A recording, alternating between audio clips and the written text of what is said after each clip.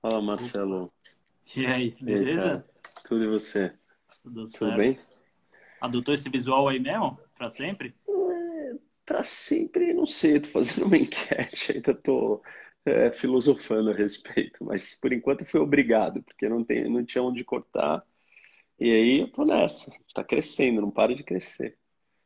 Tô aqui em casa passando a máquina aqui, a esposa tá passando a máquina, mas também não tá ficando bom, não. Mas, Meu, eu não tenho enfim. mais máquina, quando eu morei fora do Brasil, eu tinha máquina, e aí eu passava. Só que aquilo era uma zona, era um caos, assim, tipo, sujeira, difícil. Então, não sei, eu não falei, não vou raspar em casa, não tenho a máquina, então fiquei sem. E aí agora eu tô cabeludo e não para de crescer. Até fiz uma brincadeira descontraída com o post esse final de semana mostrando o antes e o depois. E vou deixar um pouco, sei lá, tô me acostumando. Faz Ah, 23 não, mas anos tá que eu não bom, tenho mas tá cabelo. bom. É, Tá bonitão, como sempre. essa é a piada, todo mundo falar do meu cabelo. É. E aí, cara, Bom, como você Reni, tá? primeiro, obrigado aí, cara, por ter aceitado o convite. Vou Oh, pedir primeiro aqui imagina. para o pessoal que está aqui na live clicar nessa setinha aqui e mandar para todo mundo que vocês acham que pode ter interesse nessa live. Ah, O boa. Reni é um dos caras que eu mais admiro na vida pública, e eu não estou falando isso para puxar o saco, não se Pô, sabe quando cara, sou disso, mas eu sei que não é realmente mesmo. admiro cada vez mais você, suas posturas.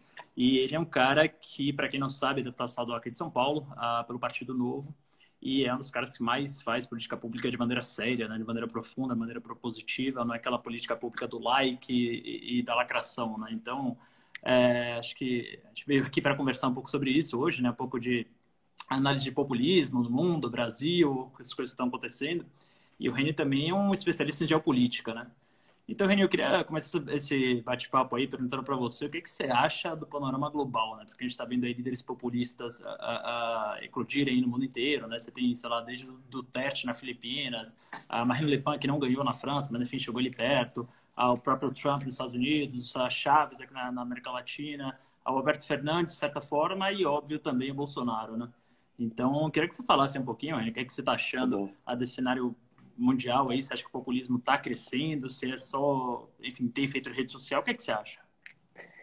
Bom, cara, primeiro eu quero agradecer aí pelas palavras gentis e dizer que é difícil encontrar pessoas dentro do universo público que identifiquem, entendam e valorizem coisas com critério, mais técnicas, sem lacração, né?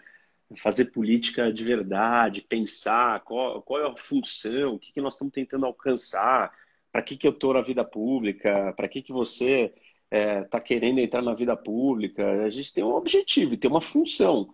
Tudo na nossa vida tem função. Você vai aplicar para né? Você vai tentar um trabalho, tem a descrição do seu trabalho. Você tem uma função ali, você tem meta, você tem sucesso. E qual é o sucesso da política? Fazer o quê?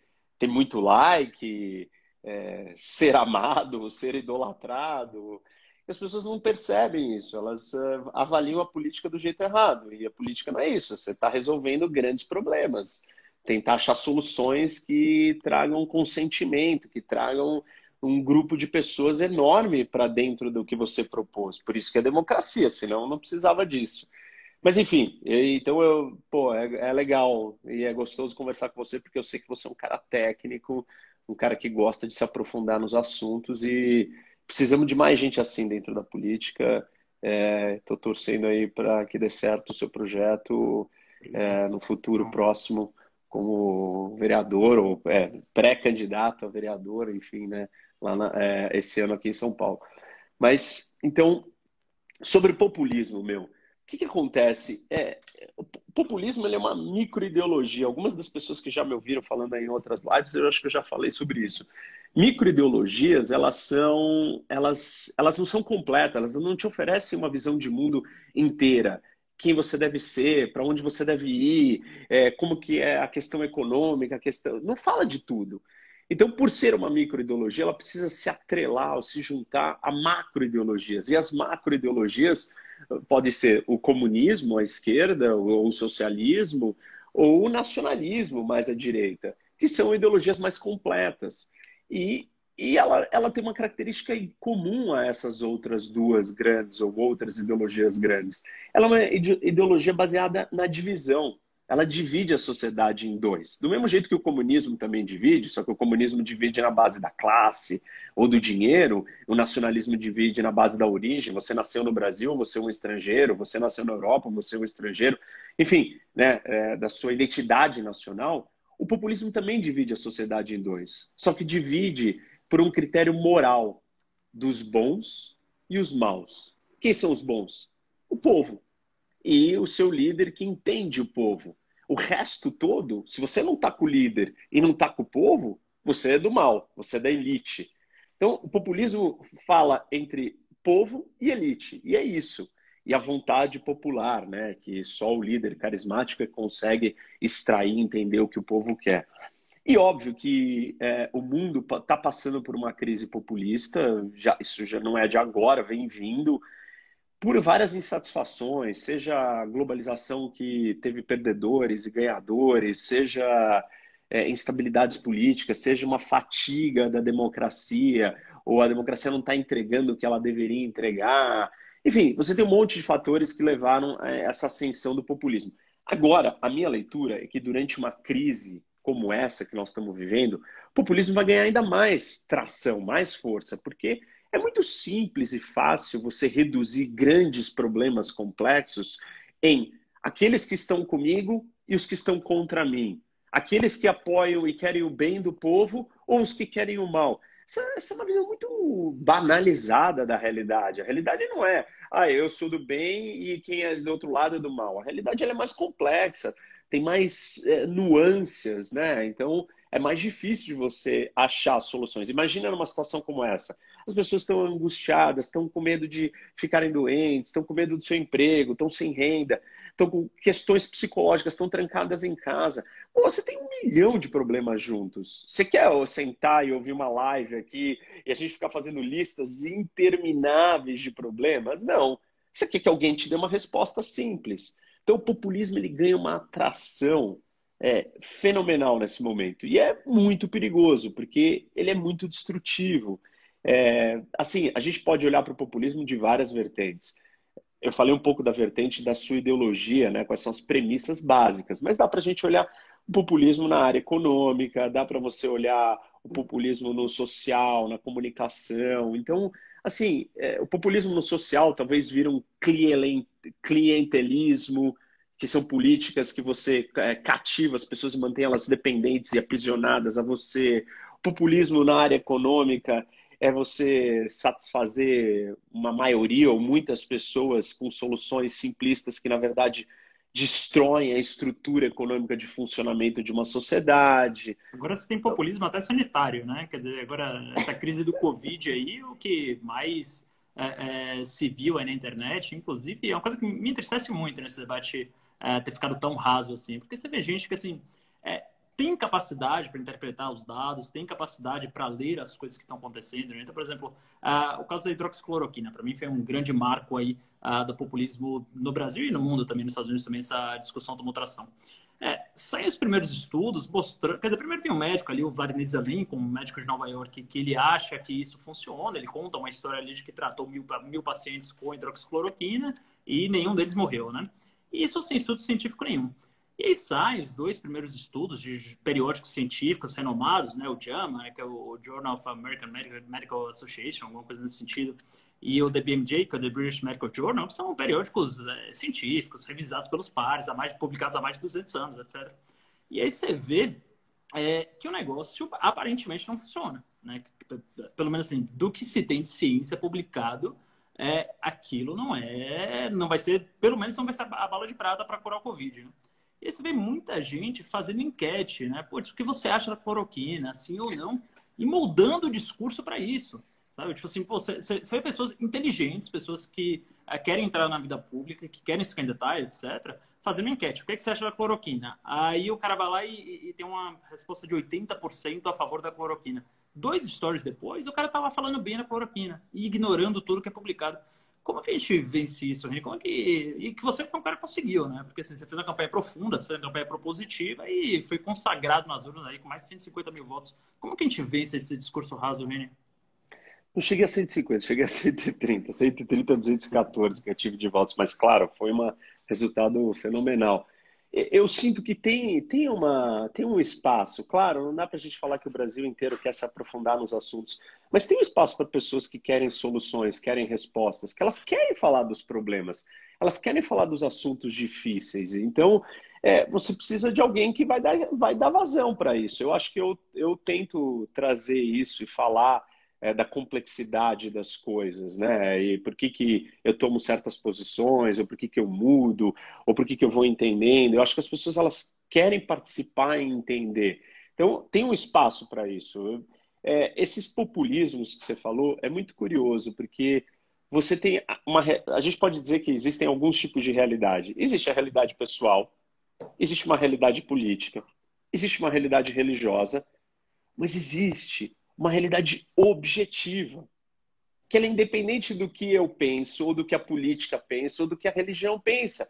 E essa realidade objetiva ela está acontecendo lá fora. Se eu quiser ou não acreditar pessoalmente que a Terra é plana ou redonda, existe uma realidade objetiva e ela se impõe a mim. Então, essa discussão populista sobre a cloroquina ou sobre outras coisas sanitárias que a gente assistiu ou está assistindo durante essa pandemia, ela é terrível porque ela ignora a realidade objetiva. E quem domina a realidade objetiva é a ciência. Claro, você vai falar, mas a ciência sabe tudo. Não, a ciência não sabe tudo e ela tem várias falhas e ela tem várias limitações.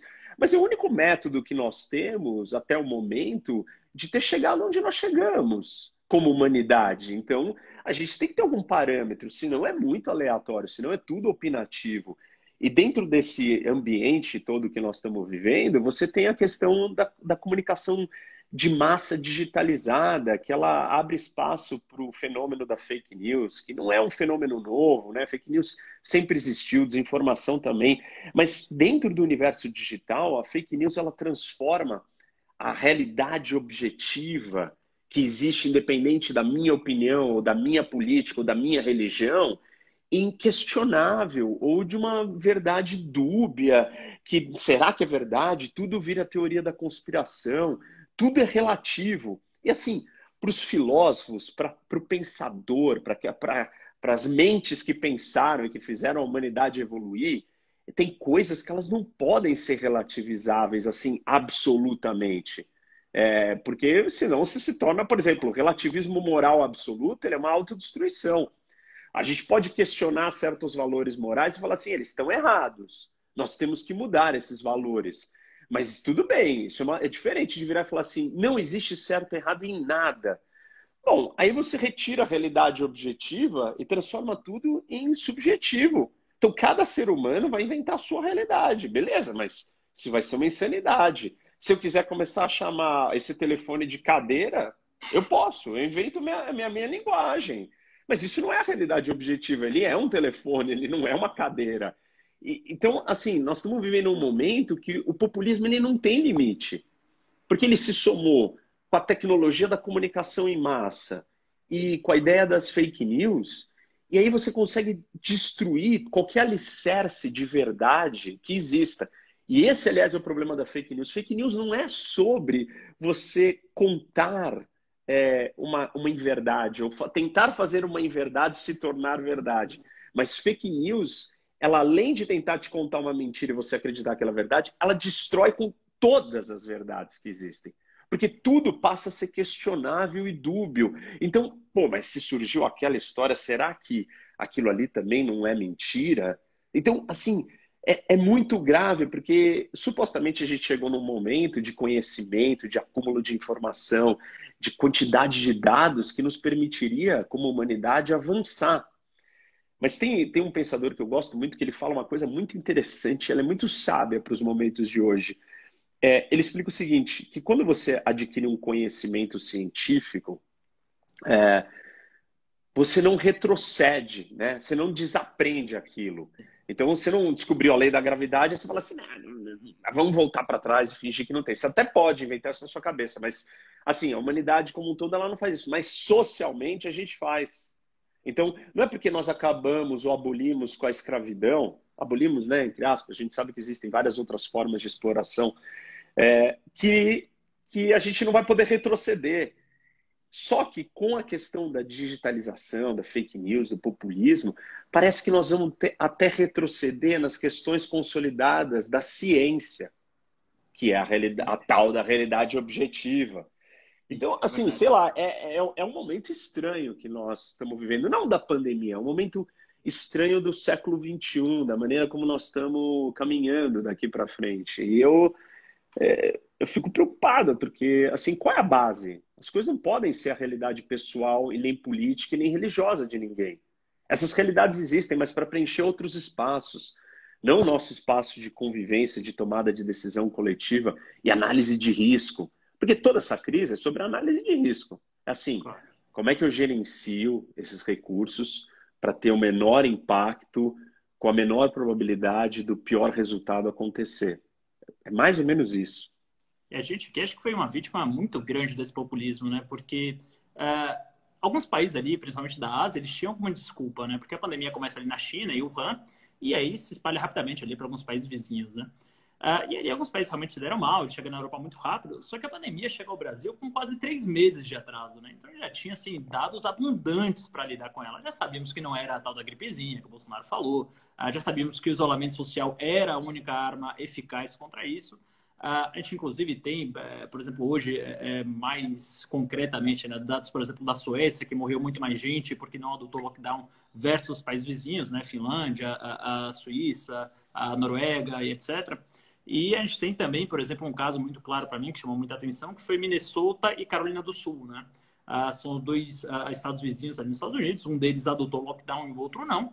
E os dois, a economia foi tão mal quanto, né, nos dois. Só que em um deles morreu muito mais gente por Covid, se não me engano foi Minnesota. Não vou lembrar agora qual dos dois foi, mas tenho quase certeza que foi Minnesota. Então, assim, a gente tem dados abundantes para mostrar que o isolamento social deveria ter sido feito de uma maneira mais dura. Só que essa não era a opinião da população, né? E aí, os líderes, e aí eu não falo só do presidente, acho que o presidente tinha uma parcela enorme de culpa nisso, acho que ele gerenciou a pandemia, mas vários e vários líderes vão se levando pelo populismo, pelo sentimento popular de que não deveria haver lockdown, que não deveria haver ali medidas restritivas de isolamento social. E a gente chega no desastre que a gente tem hoje, né? 37 mil mortes por Covid, o pior país a lidar com essa pandemia no mundo, o único país que depois do 50º dia os casos de óbito continuam a crescer. Então, eu queria saber se nesse contexto, o que você acha? Assim, qual é a sua visão sobre o que a gente tem feito nesse sentido? Marcelo, assim, você tem uma. Sempre vão existir pessoas que vão estar questionando coisas que elas não sabem, ou existe, claro, opiniões diversas sobre assuntos, aqueles que questionam teses, até cientistas. Não existe unanimidade, não deve Claro, existir. claro. Assim que o conhecimento evolui. O problema é quando você transforma isso num show popular, onde você mexe com as emoções das pessoas para uma guerra retórica política de condução da opinião pública para aquilo que você quer, entendeu? Que é o que está acontecendo no Brasil. Os exemplos que você citou mostram muito claras como isso é uma escolha política, de uma estratégia de sobrevivência e de aposta política, que tem tudo a ver com o populismo. Porque se você olha, não é uma questão ideológica de posicionamento de valores ou de ideologia política como direita e esquerda, né? Porque você pode pegar líderes à direita, como o Trump ou o Netanyahu, que são líderes, por exemplo, que o Bolsonaro tem como admiração, e eles não se comportaram assim. Quer dizer, o Trump iniciou querendo ser assim e recuou. E recuou porque ele viu que não tinha como. E hoje é o próprio Trump que olha para o Bolsonaro assim, putz, o Brasil está indo mal, fecha as fronteiras, não pode receber. E eu acho muito curioso, estranho e louco, né, que as pessoas que defendem cegamente, elas não conseguem olhar para isso e falar assim, o que você tem a me dizer? Por que o Trump fez diferente? Por que o Trump está penalizando, está sendo duro com o Brasil, se ele acha que o Brasil está fazendo o caminho certo? Por que só o Bolsonaro tem que fazer diferente? Qual que é a explicação para isso? Aí, óbvio que não faz sentido, né? Mas, enfim, a gente tem um comportamento diferente do Trump, tem um comportamento diferente do Netanyahu, que imediatamente colocou o país inteiro em lockdown e foi muito além. Pegou o serviço de inteligência israelense, o Mossad, e colocou para achar respirador pelo mundo. Então, o problema não é nem ideológico, político, é um projeto. Pessoal, foi uma aposta política. Falou, como é que eu sobrevivo? Sei lá, acho que, cara, não sei, ficar coordenando o ministro, gerindo esse negócio, muito difícil. Eu tenho um jeito mais fácil, porque o caminho do populismo ele é sempre o mais fácil, ele é maravilhoso. Eu virar para você e falar assim, Marcelo, você teve sua renda comprometida, então deixa eu te falar uma coisa. Você gostaria de não pagar água, luz e telefone e escola? Aí você vai falar, pô, claro que eu quero isso, Reni. Só que isso é possível? Se eu quebrar a companhia de água, de luz, de escola, e depois não ter mais água, luz, escola no fim da pandemia, e aí você virar Venezuela. Que esse é o resultado do populismo durante muito tempo. Você vira Venezuela, que era alguma coisa que o Bolsonaro disse, que ele combatia tanto com o PT. Então, assim, quando você segue nessa aposta política só por si só simplista, que é o que o Bolsonaro fez ou está fazendo durante esse tempo, você leva o país à destruição. Pelo quê? Pela sua aposta de perpetuação no poder, pela sua aposta de se manter ali popular. É mais fácil você falar tudo isso e fazer esse discurso retórico, falar esse negócio não existe, ele é inofensivo, ele é uma gripezinha, as pessoas têm que comer. Pô, claro que as pessoas têm que comer. Quando você joga e coloca e constrói a realidade colocada nesse confronto, comer ou ficar em casa, pô, você fala, não vou ficar em casa, eu vou comer. Mas isso é parte de um processo de convencimento, de persuasão que ele executou. E uma aposta política dele. Qual é a aposta política? O Brasil vai estar em crise econômica, vai ser ruim. Como é que eu vou explicar tudo isso? Já sei. Eu tenho que criar uma situação aonde eu avisei, aonde eu vou dizer, eu tentei salvar vocês desse sofrimento, mas não me deixaram. Então venham comigo, porque eu sei qual é o caminho. Mas esse caminho ele não é real, pelo que você disse também. Porque o isolamento não resolveu a economia. A Suécia, o resultado econômico foi péssimo. Aliás, não foi péssimo só durante o momento do isolamento comparado com seus países vizinhos. Hoje, os líderes suecos que adotaram a medida de imunidade de rebanho, eles fizeram uma pequena meia-culpa de reflexão porque a Suécia está sofrendo mais economicamente. Sabe como? Dinamarca, Noruega, Finlândia, todas abriram já, morreram muito menos gente, só que o que eles não abriram? Não vamos abrir a fronteira com a Suécia. Então a Suécia está se dando muito mais mal, porque agora ninguém quer abrir a fronteira com ela. Porque, óbvio, né? Olham para os números da Suécia e falam que absurdo. Que é um pouco do que está acontecendo no Brasil. O Trump virar e falar assim, não tem voo para os Estados Unidos? E sabe-se lá quanto tempo isso vai acontecer? E quantos países mais podem virar e falar assim, opa, não queremos mais ir para o Brasil, não deixamos mais brasileiros sair daqui. Então, não é uma questão de turismo isso, é uma questão de comércio, enfim, de negócios, de credibilidade, de respeito. Então, a aposta do Bolsonaro de querer fazer política simplista e barata, ela tem um custo muito alto para o Brasil. Isso é muito irresponsável, isso é populista, porque é simplista, é raso, é banal, é simplificar uma realidade complexa e falar assim, olha, você quer ficar em casa morrendo de fome ou você quer voltar para trabalhar? Óbvio que você quer trabalhar, óbvio que você quer voltar para trabalhar. Né? Claro.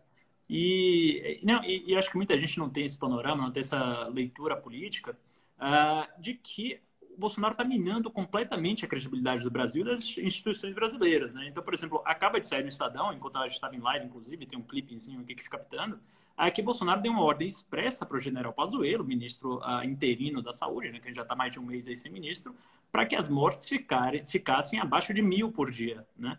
Então, quer dizer, é uma notícia que vai repercutir no mundo inteiro, amanhã vai estar em todos os jornais do mundo.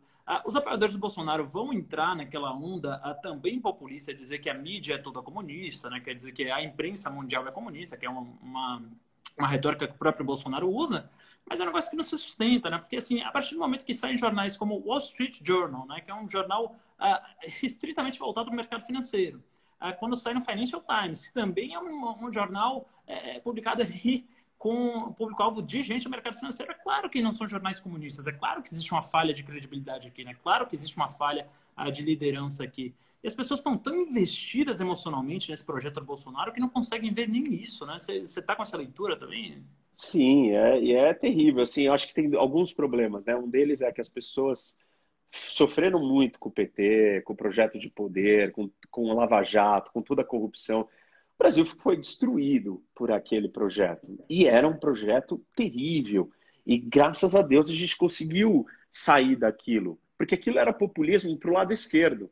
Igual. Por isso que populismo, você tem populista de esquerda e de direita. Você tem Hitler e você tem Chaves e Maduro. Então, assim, a gente saiu daquilo ali e naquele momento, né, no contexto que nós tínhamos, não tinha alguém com força ou com vontade de bater de frente, e estava tudo muito saturado. O discurso populista do PT era muito sedutor, conquistou muitos brasileiros durante todo aquele tempo.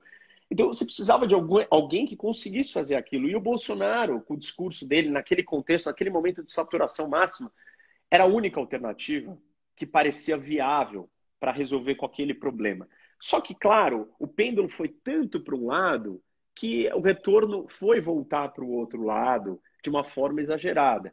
E aí as pessoas acham que manter o Bolsonaro ali ou exaltar o Bolsonaro é que você, se você não fizer isso, você vai ter o PT de volta.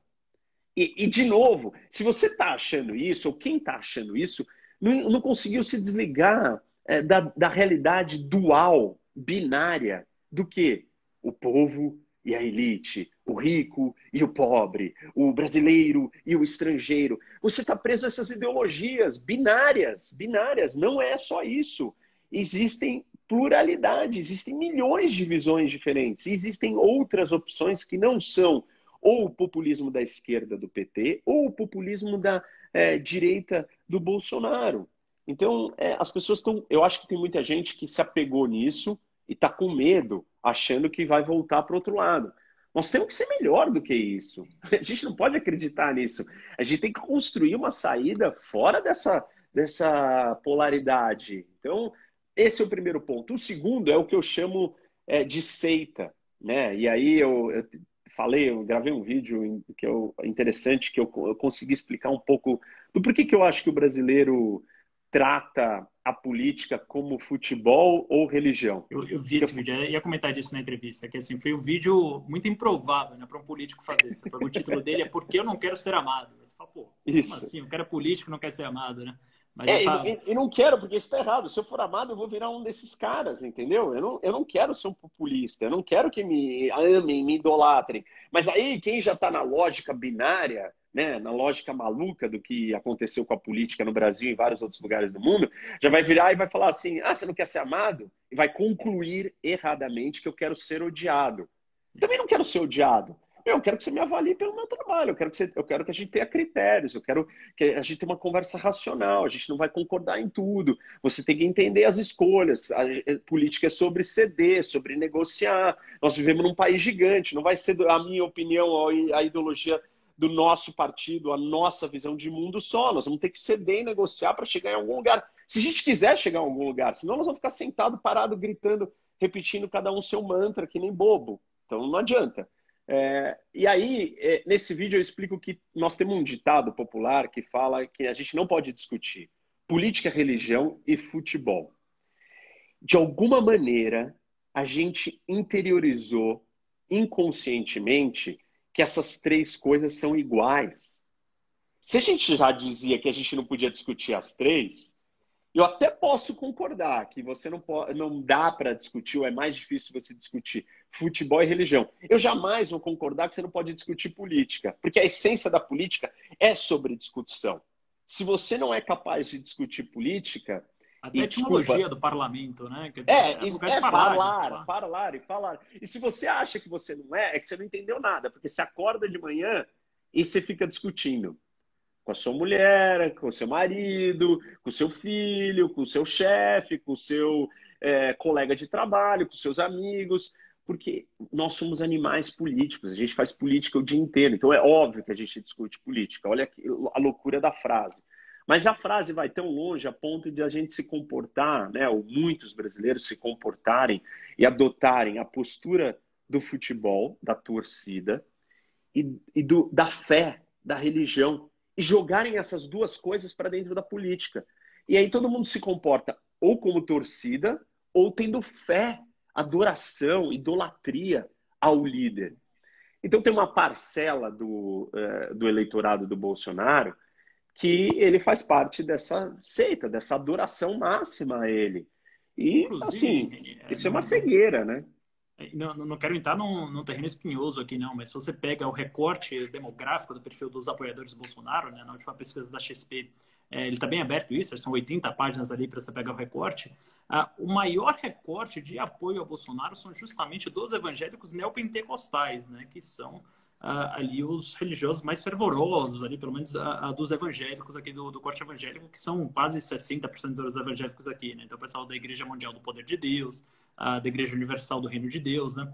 Que são pessoas que, assim, eu realmente não quero entrar em terreno muito espinhoso aqui, eu falo muito cuidadosamente disso, mas, por exemplo, quando você pega um pastor como Valdemiro Santiago, que vende um feijão que cura o coronavírus supostamente por R$ 1.000, ali acho que você já sai um pouco do campo até religioso. Ali não tem teologia, ali não tem nada que esteja inscrito ou que esteja sustentado em qualquer coisa do tipo, né? Então, acho que as pessoas... eu não sei se tem uma ligação muito forte com isso, né? Porque eles acreditam até nesse tipo de coisa que, na minha opinião, é uma certa enganação, né? Você vê nem um feijão que cura a Covid, complicado, né? E aí também fazem isso com o Bolsonaro, acreditam cegamente em tudo que ele fala, em tudo que ele faz, e acho que não curiosamente é o mesmo nicho, né? Em geral. Não sei se você quer O dizer sobre isso. eu acho assim, a religião e uma crença transcendental, ela faz parte da essência humana e ela é parte do que somos, e ela vai existir o tempo inteiro. E o problema não é a religião. O ponto é que você não pode usar um comportamento que você tem numa área específica e transportar ele para uma outra que não tem nada a ver com aquilo. E seria mais ou menos assim, o comportamento que você tem numa praia. Primeiro, como você está vestido na praia, o que você faz na praia, para que você está na praia. Você não sai da praia e vive na rua como se você estivesse na praia. Entendeu? Então, você não pode misturar as coisas. A religião, ela respeito e admiro, e cada um tem a sua. Eu E também. são Inclusive, já tem gente aqui, desculpa eu interromper, falando que esses pastores são exceções. E eu não tenho dúvida alguma que são exceções. Quer dizer, tem pastores muito sérios, muito estudiosos da teologia, de coisas desse sentido. Eu tô falando de casos específicos, de pastores específicos de um nicho específico, tá? Só para deixar bem... eu acho assim que tipo, a discussão dentro da religião, do campo religioso, né? O pastor, ali no universo dele, pô, assim, cada um tá sujeito ou entrega a sua crença para quem quiser. A gente pode discutir quais são os danos para aquelas pessoas, mas tem ganhos também. Então, eu acho Claro. que essa parte não cabe.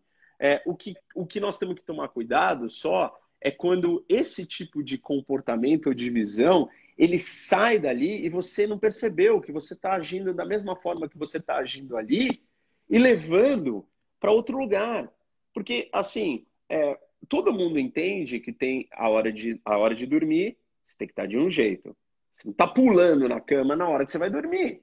Tem um comportamento específico, tem uma roupa específica para você dormir, tem uma preparação para você estar ali, né? Tem um jeito. Você não está, tipo, escrevendo que nem um louco no computador, senão você não vai dormir.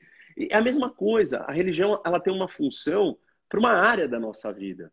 E ela requer certos comportamentos, certas crenças, certas visões que elas têm que estar contidas naquilo. Quando você entra no campo da política, é um outro universo. Você não pode trazer os seus hábitos e comportamentos da religião para dentro da política. Do mesmo jeito que você não pode trazer os hábitos da torcida, do estádio, para dentro da política. E nem para dentro da religião. Porque também não vai dar certo. E para qualquer outra coisa. Então, essas misturas, falta um pouco de percepção. Eu acho que eu fui feliz na analogia, porque eu acho que ajuda a gente categorizar, entender e falar assim, nossa, é verdade. Torcida é jogo de soma zero. Se o meu time ganhar, o seu perdeu. Mas espera aí, será que você, Marcelo, é de um time e eu sou de outro? Vamos supor que você fosse do PSOL. Não, mesmo assim não. Por quê? Nós somos do mesmo time. Qual é o nosso time? Brasil. Brasil. Então, nós jogamos no mesmo time. Não tem se eu ficar comemorando que você perdeu. Eu não entendi qual é o jogo que eu estou jogando. Eu fui iludido por uma história, por uma retórica, por uma fala bonita que me fez perder o rumo. Isso é muito complicado. E essa é a maturidade política que o brasileiro vai ter que adquirir. Ele entender que a política ela deve ser racional. Claro que a política mexe com as suas emoções, mas você tem que entender o que, no final das contas, nós estamos buscando. Nós temos um objetivo comum. Nós sabemos qual é esse objetivo. E eu falo disso porque isso é muito fraco no brasileiro. O interesse nacional. Qual é o interesse nacional?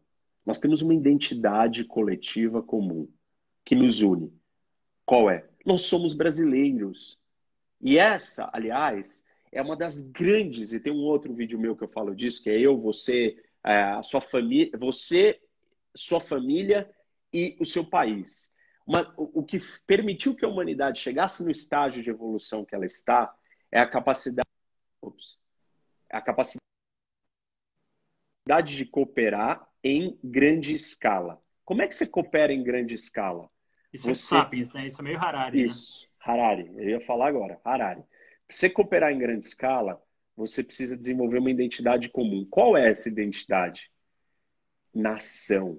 A invenção do Estado-nação foi o que nos tirou dos estágios de bando, depois tribo, e aí sim, quando você criou uma nação, aí você avançou. Hoje, falar de nação tá ruim, porque é associada com preconceito, é associada com xenofobia e qualquer outra coisa assim. Mas a frase do Harari mais sábia é a seguinte: nacionalismo não é sobre o ódio ao estrangeiro, mas sobre amor ao seu compatriota. Falta isso no Brasil, porque nós não temos uma identidade nacional clara. O que o gaúcho do Rio Grande do Sul tem a ver com o brasileiro do Acre? Muito pouco. O tipo, entre nós aqui da mesma cidade de São Paulo, temos a ver um com o outro? Eu defendo minha família, os meus amigos, você defende os seus. Nós ainda temos uma identidade nacional rudimentar. E por isso a gente não consegue entender o que é o interesse nacional. O que é caminhar como um grupo de 210 milhões de pessoas numa direção? Isso não está claro.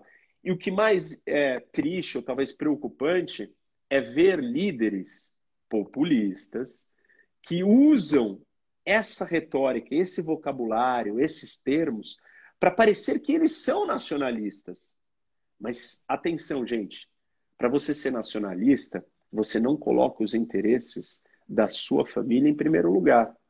Você não coloca os interesses, assim, você até pode colocar na sua vida privada. Quando você está na área pública, se você colocar, aí sim você tem um grande problema, porque você está se apropriando de um negócio que não é seu, porque ele é de todo mundo. Então, se você usar aquele negócio que é de todo mundo para satisfazer, ajudar, proteger ou cuidar mais da sua família, você está sendo patrimonialista. Sim. Patrimonialismo vem de pai.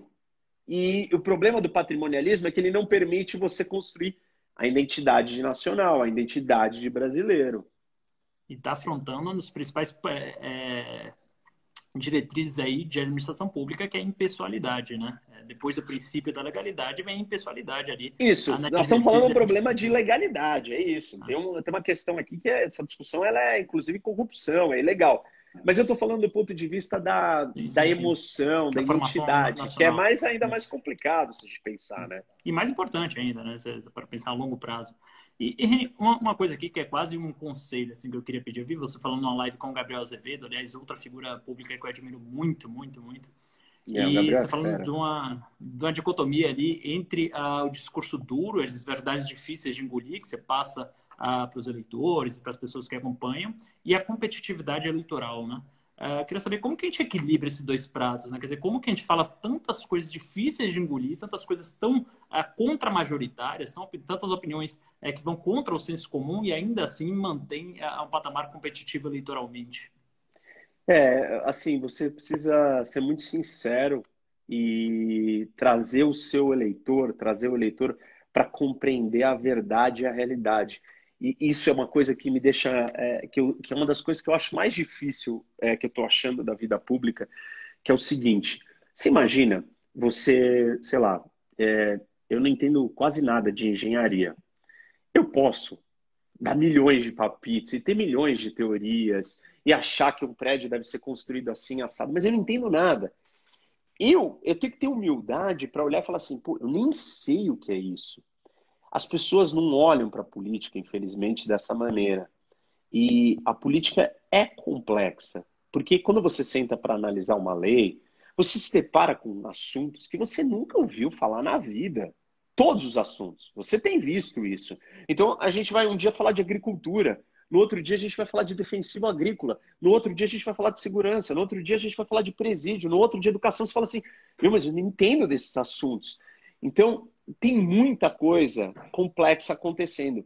E como a nossa democracia é jovem o brasileiro é imaturo politicamente, o brasileiro ele supõe coisas, ele não entende daquilo e ele não chega querendo entender, ele chega tirando conclusões. Só que aí, se você tem informações limitadas, como é que você está chegando a essas conclusões que você está?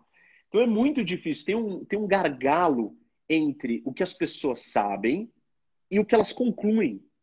E quem está vivendo no meio, que é quem está ali trabalhando na política real, lidando com o problema do dia a dia, fica no meio, assim, tomando tiro de todo lado, né? Porque as pessoas não estão entendendo, elas estão reclamando com você. Aí do outro lado você vê uma realidade que você não consegue trazer para elas, porque elas nem têm saco, não têm vontade de se aprofundar, falar, não, decide você, mas aí quando você vai decidir, elas te julgam e te xingam. Então, o que eu tento fazer é trazer as pessoas para perto e virar e falar assim: ó, você tem uma dúvida? Vem e me pergunta. Vamos conversar, deixa eu replicar. Vem passar um dia comigo. Senta na mesa de negociação. Ouve o argumento do outro lado. Ele não é só um sacana. Tem gente ali que tem argumentos reais a favor daquilo. E são difíceis, são decisões difíceis. Se fosse fácil, não precisava nem estar sendo decidido por alguém. Você decidia dentro de casa, né? Não ia ser um problema público. Os problemas públicos são os maiores problemas que uma sociedade tem. Então, eu tento educar, né? Conscientizar, trazer informação. Eu não tenho todas as respostas. Várias situações eu fico ali na dúvida. Falo, o que eu faço? Como é que eu lido com esse negócio? Eu vou conversar com mais gente. Aí eu escuto um lado de uma pessoa que entende do assunto, eu vou falo com a outra. Aí eu tento encontrar um equilíbrio, pensando no quê? No interesse maior, no interesse coletivo no longo prazo. Então, eu tento atrair o eleitor e chamar o eleitor para perto e falar: ó, deixa eu te explicar o que está acontecendo. Claro, você tem que ter uma paciência assim monstruosa, porque as pessoas não têm saco, elas desconfiam. Nós vivemos numa sociedade que ninguém confia em ninguém, tem um descrédito muito grande com o serviço público, tem todos os problemas que a gente já sabe. A gente está com uma mania É, muito grande também de tratar o adversário como um pária, né? Quer dizer, outro isso. dia circulou uma foto do Kim, né, a deputada, sentado à mesa junto com o Freixo. Como se fosse um negócio absurdo, né? E aí aquela foto circula ali nos grupos, veja só, o Kim está conversando com o Freixo, está ali no cafezinho com o Freixo. Então, assim, a gente não sabe o básico de democracia, né? A gente não sabe, enquanto população, a gente acha que ali é uma guerra, que tem que ficar cada um de um lado, encarando o outro ali, preparado para dar um bote, para dar um tiro, para fazer alguma coisa nesse sentido, né? E assim, tem Acho uma que coisa que eu repito muito e que eu acho a mais difícil de todo mundo captar. Porque uma coisa é você captar um conceito, talvez mentalmente, racionalmente. Eu te explicar e você fala, não, entendi. Mas outra coisa é quando você vive aquilo, e aí você. É como se, tipo, aquele conhecimento, não é que ele entrasse, ele derrete para dentro de você, você realmente vê aquilo que você estava entendendo só na cabeça, você entende de todos os jeitos. E quando você entra dentro de um plenário e tem 94 caras, 94 deputados, que representam 45 milhões de pessoas, imagina o seguinte: ninguém concorda. E o que eu faço? Ou eu vou impor a minha visão, e aí se eu imponho, isso não é democracia, é ditadura. Então, eu preciso fazer o quê? Eu preciso sentar com os 94, os 93 e falar para eles: meu, por que você acha isso? Vai ter uns deles que não vai ter jeito, mas a maioria eu vou ter que conseguir convencer, ou eu vou ter que ceder, ou eu vou ter que construir uma solução com ele. Então, acho que a gente não pode se cansar de repetir isso. O que significa democracia? Democracia é o que você faz todo dia na sua vida. Você acorda, negocia com a sua esposa e com a sua mulher, ou com a sua namorada, ou com o seu Isso aí namorado, todos os dias, bastante. todos os dias, com os seus pais, com os seus amigos, com o seu chefe, com os seus colegas de trabalho. Você passa o dia inteiro negociando e cedendo, ou convencendo, ou trocando. Só que aí quando chega na hora da política, que é para fazer isso numa escala gigantesca, que imagina a dificuldade de fazer isso nessa escala monstra. Aí ninguém entende. Eu falo, pô, mas como é que você não conseguiu extrapolar isso da sua realidade individual, diária, para uma escala coletiva monstruosa, gigantesca e mega difícil? Então, a política é isso. É todos os seus dilemas diários da sua vida, impossíveis, elevados à potência de 210 milhões de pessoas. É basicamente isso, gente. Mas tenta interiorizar esse negócio. Todo dia que você acordar de manhã e tem 1000 problemas e você não consegue solucionar ele, pensa assim, pensa no Brasil. Essa é a função do que eu tento fazer ali e, e ficar sendo bombardeado de todos os lados e querer fazer as pessoas observa, tenta me ouvir, olha o que é isso daqui. Tipo, eu não posso atropelar o cara do PSOL. Não existe isso. Ah, mas ele não é genuíno. Tá, e daí? O que você quer que eu faça? Ele não é genuíno, e daí? Eu tenho que negociar com ele. Ele é que tá na mesa. Milhões de brasileiros querem ele ali. Ah, eu não gosto desses brasileiros. Então você sugere o quê? Se separar e montar República Federativa do Marcelo, República Federativa do Rene? Não, porque senão você vai voltar para os bandos do Harari, da Sim, nossa sim. evolução. E não vai estar no Estado-nação, não vai estar na nação. Não, não tem alternativa. Não tem. Tem. Vamos ser adultos e maduros. Nós temos que sentar, negociar, conversar, ter uma conversa sincera, falar assim, pessoal, cara, sério, vamos, o que que você precisa? A gente precisa caminhar aqui. Se eu ceder um pouco naquilo ali que te incomoda tanto, você cede comigo aqui? Ah, cedo. Consegui mandar isso. Pô, vitória! Sim, claro. Porque a gente passa o tempo inteiro parado, estagnado. O Brasil passa a maior parte da sua história estagnado. Ou ao contrário, dando passo para trás. Claro. Então, a gente precisa mudar a nossa mentalidade de olhar para a política. A gente precisa olhar para a política de um outro jeito, senão, não sei, não tem como resolver isso, entendeu? Porque eu preciso ter pessoas que estão junto nesse projeto, que não é meu, de todos que votaram em mim, que acreditaram em mim e que estão junto, que as pessoas venham junto. Porque senão eu vou falar para quem? Não sou eu que estou lá sozinho. Esse lugar não é meu. Eu estou Claro. representando outras pessoas. Claro, as pessoas deram um voto de confiança e falaram: meu, confio no seu julgamento, Reni. Eu não quero passar meus dias inteiros lendo projeto de lei de 30 páginas sobre todos os assuntos. Lê você aí para mim e eu confio em você. Tem que ser Sim, assim. sim. Só que nós temos um problema de confiança no Brasil. Então, Renan, a gente está chegando aqui nos minutos finais já. Primeiro, eu queria agradecer aqui o público que está com a gente até agora. Antes de passar aqui para você fazer uma consideração final, vou pedir para quem for aqui da minha base para que siga aí, professor Renan, sempre uma aula de política. Aliás, hoje é mais uma. Obrigado por Obrigado a essa você, aula, cara. por isso, pelo aprendizado. E pedir também para quem for aí da base dele, se puder, me siga aqui também, que a gente vai conversar Isso. bastante aí de política nos Recomendo próximos seguirem o meses. Marcelo, que ele é um cara na mesma linha que a minha. Se você gosta de gente que pensa, que vai a fundo, que não vem com superficialidade, não quer lacrar e quer resolver, dá uma olhada na página dele. Obrigadão. Então é isso, Reni. Quer dar aí alguma consideração final, algum recado final para o pessoal que assistiu a gente? Cara, não, eu acho que é isso. Eu vou bater nessa tecla. Eu queria que todos vocês que ouviram e entenderam o que eu falei, guardem esse pensamento à noite, quando vocês forem dormir, e tenta levar isso para as outras pessoas. Imagina os seus problemas diários. Multiplica ele por 210 milhões de pessoas. Esse é o tamanho do desafio que nós temos. O que você faz para resolver seus problemas diários? Você sai xingando e nunca mais falando com quem você se depara pela frente, começando com o seu marido e a sua mulher, terminando nos seus filhos e nos seus amigos, ou você simplesmente vai vivendo, cedendo, aprendendo, trocando, negociando, convencendo, porque não tem outra maneira. Ou a gente entende isso de uma vez por todas, ou não tem, a gente não vai evoluir. E se a gente não for o exemplo para o outro lado, que a gente acha que não está funcionando, o outro lado também não vai ser educado. Então a gente tem que conseguir ainda educar o outro lado que vocês podem estar dizendo, e eu sei que existem, que não tem boas intenções e não querem essa negociação sincera e genuína.